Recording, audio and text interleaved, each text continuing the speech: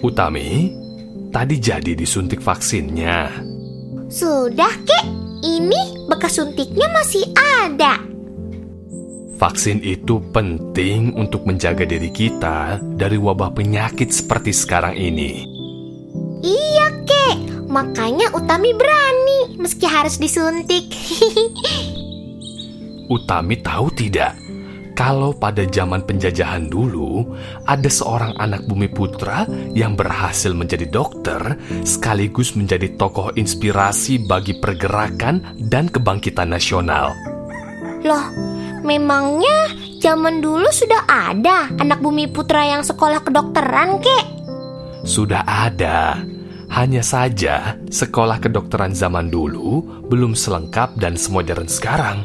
Beliau juga yang menjadi inspirasi bagi berdirinya organisasi modern pertama Indonesia yang bernama Budi Utomo.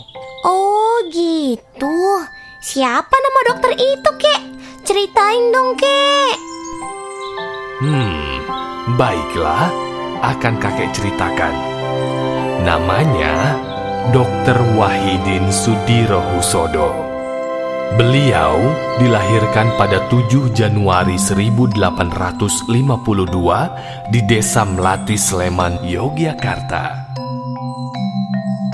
Di masa itu, Wahidin hidup berkecukupan karena ayahnya seorang ronggo atau pembantu pimpinan wilayah kabupaten yang bernama Aryo Sudiro. Wahidin, kamu suka sekali musik gamelan ya? Suka sekali, Romo. Kamu tahu tidak, meskipun kita hidup di Jawa, tapi sebenarnya kita ini berdarah Bugis Makassar loh. Benarkah itu, Romo? Moyang kita adalah seorang bangsawan bernama Daeng Karainaba.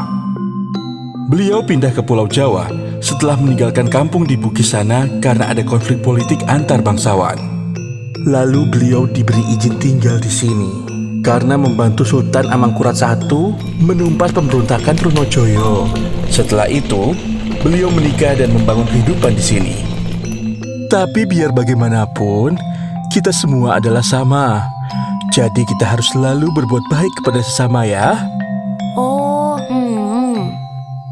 Wahidin, sudah sore. Besok adalah hari pertamamu masuk sekolah. Ayo, masuk ke dalam rumah. Baik, Romo. Di sekolah, Wahidin menjadi anak cerdas yang sering mendapatkan nilai paling baik di antara teman-temannya.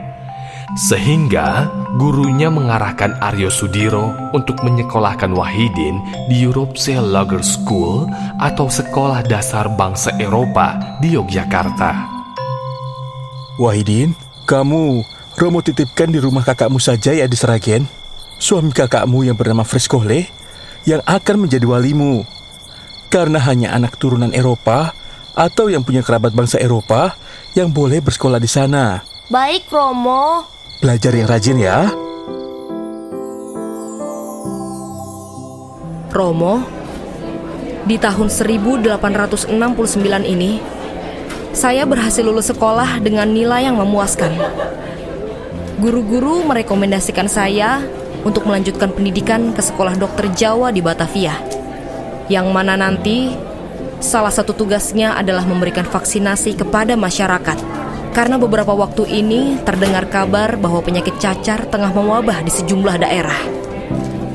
Wahidin, kau tahu apa tujuan pemerintah Hindia Belanda membuka sekolah dokter Jawa itu? Tentu saja untuk memberikan pengajaran kepada para bumi putra. Yang aku tahu sih, dikarenakan mendatangkan dokter dari Eropa akan memakan biaya yang cukup besar. Maka pemerintah Hindia Belanda berkeinginan untuk mendidik para bumi putra agar bisa mengobati bangsanya sendiri.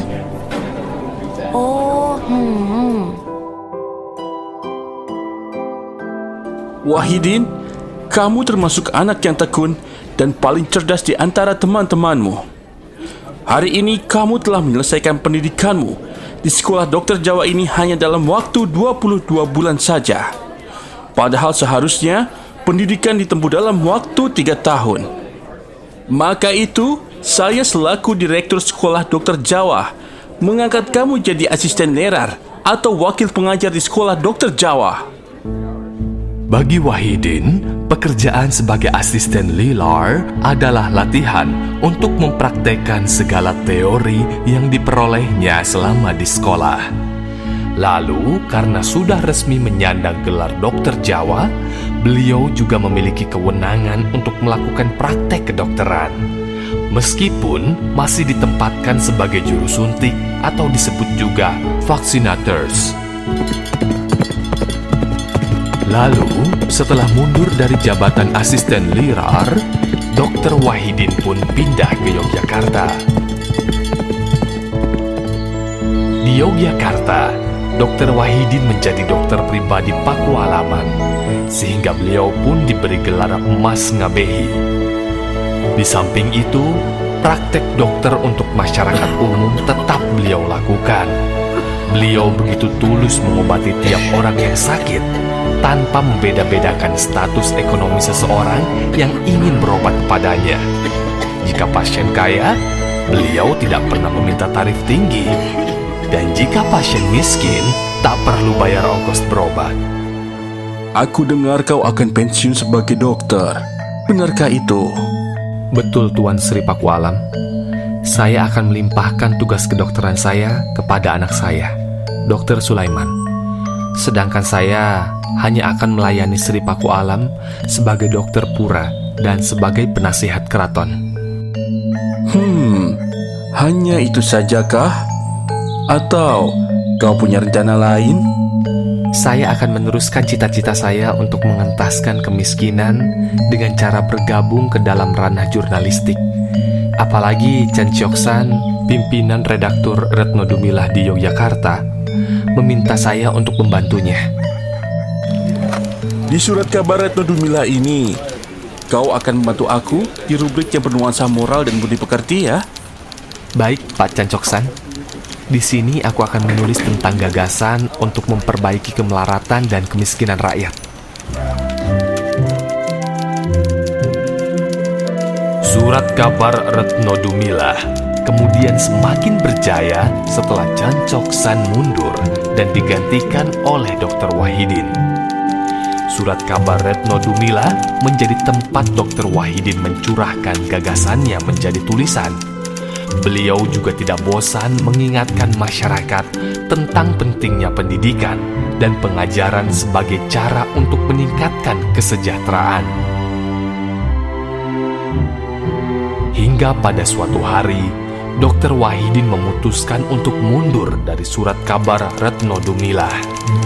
Apa yang akan kau lakukan jika sudah tidak bekerja di Retno Dumilah? Aku akan mengumpulkan dana pendidikan untuk membebaskan bangsaku dari kebodohan, kemiskinan, kesengsaraan, ketertindasan, dan penjajahan melalui pendidikan. Bagaimana caranya? Aku akan menemui para bangsawan dan minta dukungan mereka dan juga dana pendidikan bagi anak-anak Bumi Putra itu dari mereka. Maka, dimulailah perjalanan Dr. Wahidin untuk mengumpulkan dana pendidikan atau yang disebut studi funds.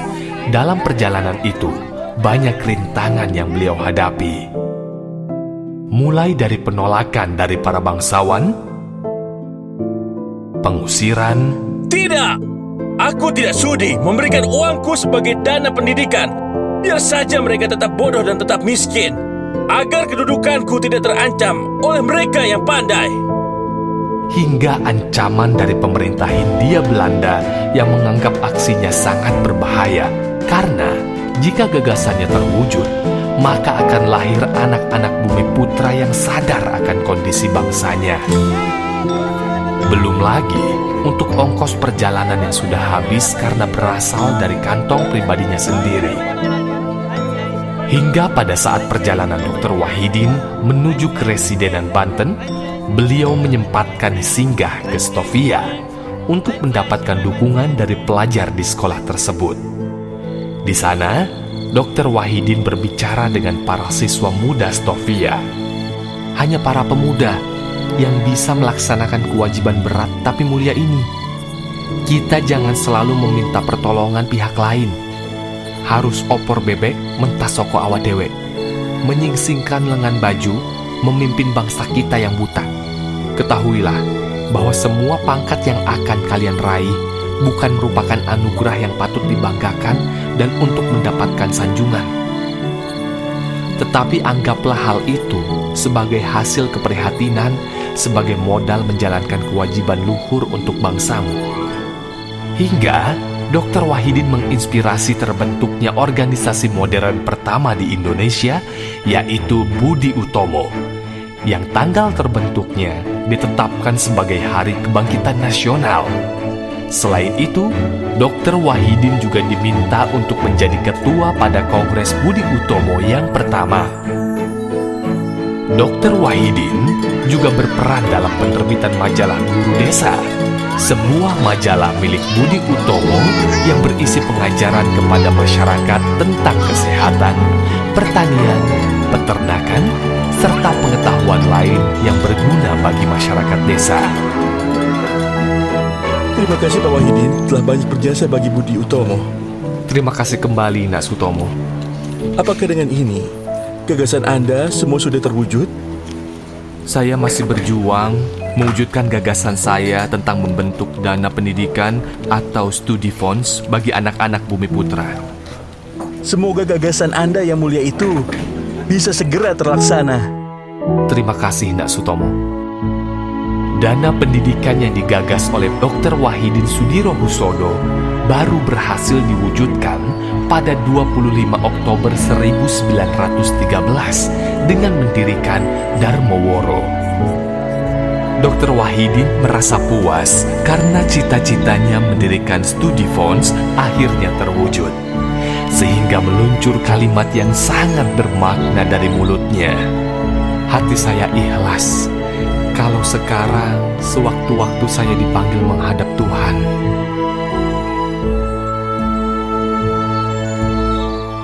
Hingga akhirnya Dr. Wahidin meninggal dunia 4 tahun kemudian setelah mendirikan Darmoworo, yakni pada tanggal 26 Mei 1917 di Yogyakarta, dan dimakamkan di Desa Melati, tempat kelahirannya. Lalu, pada tanggal 6 November 1973, Dr. Wahidin Sudirohusodo pun ditetapkan sebagai pahlawan nasional. Sungguh mengagumkan kisah Dr. Wahidin ya, Kek. Semangatnya luar biasa dan pantang menyerah untuk menolong rakyat kecil. Dan jangan lupa, Dr. Wahidin juga orang yang sangat pintar. Makanya, kamu juga harus rajin belajar, sehingga menjadi pintar dan bisa menolong banyak orang yang membutuhkan, seperti Dr. Wahidin. Iya, Kek. Apalagi cita-cita aku juga ingin menjadi dokter.